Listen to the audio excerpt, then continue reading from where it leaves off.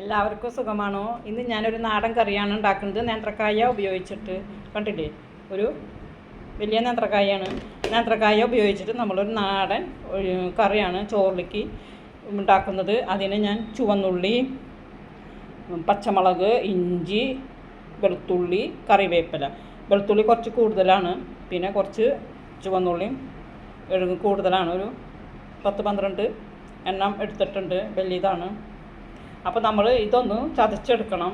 ഇഞ്ചിയും ചുവന്നുള്ളിയും വെളുത്തുള്ളിയും കൂടിയിട്ട് ചതച്ചെടുക്കാം. എന്നിട്ട് നമുക്ക് നല്ല ടേസ്റ്റുള്ള ഒരു കറിയാണ് ഉണ്ടാക്കുന്നത്. നാടൻ കറിയാണ് നേന്ത്രക്കായ ഉപയോഗിച്ചിട്ട്. അപ്പോൾ നമ്മൾ നേന്ത്രക്കായ ഇതേപോലത്തെ കഷ്ണങ്ങളാക്കിയിട്ടാണ് എടുത്തിരിക്കുന്നത്. കണ്ട, ഇനി നമുക്ക്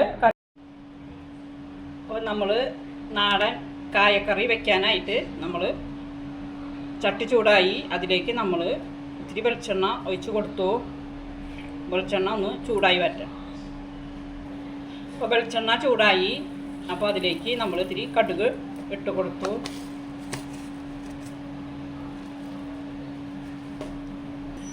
അപ്പോൾ കടുക് പൊട്ടി വരുന്നുണ്ട്. അപ്പോൾ നമ്മൾ അതിലേക്ക് 2 പച്ചമുളക് ഇട്ട് കൊടുത്തു.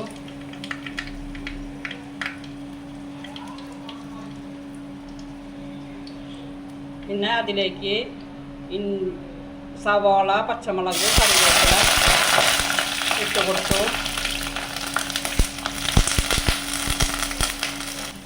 പിന്നെ അതിലേക്ക് ചതച്ച് വെച്ചിരിക്കുന്ന ഇഞ്ചി, ചുവന്നുള്ളി, വെളുത്തുള്ളി. ഇഞ്ചിയും ചുവന്നുള്ളി വെളുത്തുള്ളിയൊക്കെ ഒത്തിരി കൂടുതൽ എടുത്തിട്ടുണ്ട്. അതതിലേക്ക് ഇട്ട് കൊടുത്തു. ഇനി ഇതൊക്കെ ഒന്ന് പച്ചമണം മാറി വയ്ക്കാം.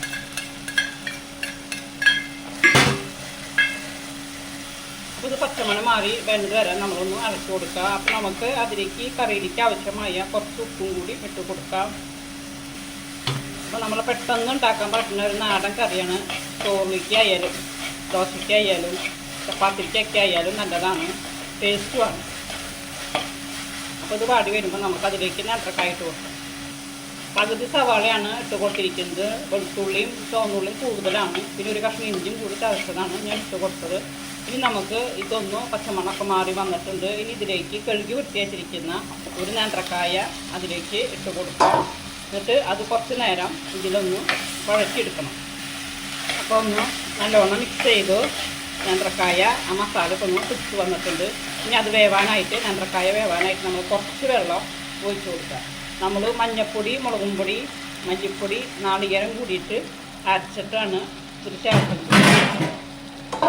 അപ്പോൾ നമ്മൾ കുറച്ച് വെള്ളം ഒഴിച്ച് കൊടുത്തിട്ട് നമ്മളിത് അടച്ച് വെച്ച് വേവിക്കുക. ഇപ്പോൾ നേന്ത്രക്കായ ആയതുകൊണ്ട് പെട്ടെന്ന് വെന്ത് കിട്ടും. അങ്ങനെ നമ്മളുടെ കായ വെന്തോ നോക്കാം. കായ വെന്ത് കുറച്ചും കൂടി വേവാണ്ട്, ലേശം കൂടിയും വേവട്ടെ. അങ്ങനെ കായ വെന്ത് വന്നിട്ടുണ്ട്. കായ നന്നായി വെന്ത് വന്നിട്ടുണ്ട്, വെള്ളമൊക്കെ വറ്റി വന്നിട്ടുണ്ട്. ഇനി നമുക്ക് ഒരു അരപ്പ് നാളികേരവും മഞ്ഞൾപ്പൊടി, മല്ലിപ്പൊടി, മുളകും പൊടി അതൊക്കെ ചേർത്ത് അരച്ചത് അതിലേക്ക് ചേർത്ത് കൊടുക്കാം.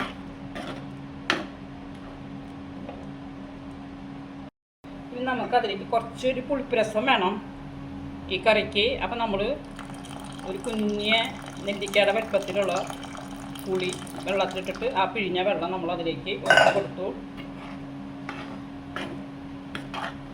ചോറിനും എന്താ പറയുക, ചപ്പാത്തിക്കും ദോശയ്ക്കൊക്കെ നല്ല കറിയാണിത്.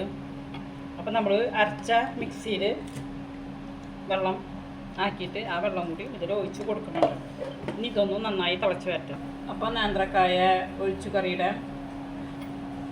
കറി നന്നായി തിളച്ച് വരുന്നുണ്ട്. നാളികേരമൊക്കെ ചേർത്തിട്ട് മുളകും പൊടിയൊക്കെ ചേർത്തിട്ട് ഇനി അതൊരു 3 മിനിറ്റ് നേരം ഒന്ന് തിളച്ച് കായരിക്ക് ഇതൊക്കെ ഒന്ന് പിടിച്ച് വരും. അപ്പോൾ പിന്നെ നമ്മളെ കറി റെഡിയാവും. അപ്പോൾ കറി നന്നായി തിളയ്ക്കുന്നുണ്ട്. അങ്ങനെ നമ്മളുടെ കായക്കറി റെഡിയായി വന്നിട്ടുണ്ട്.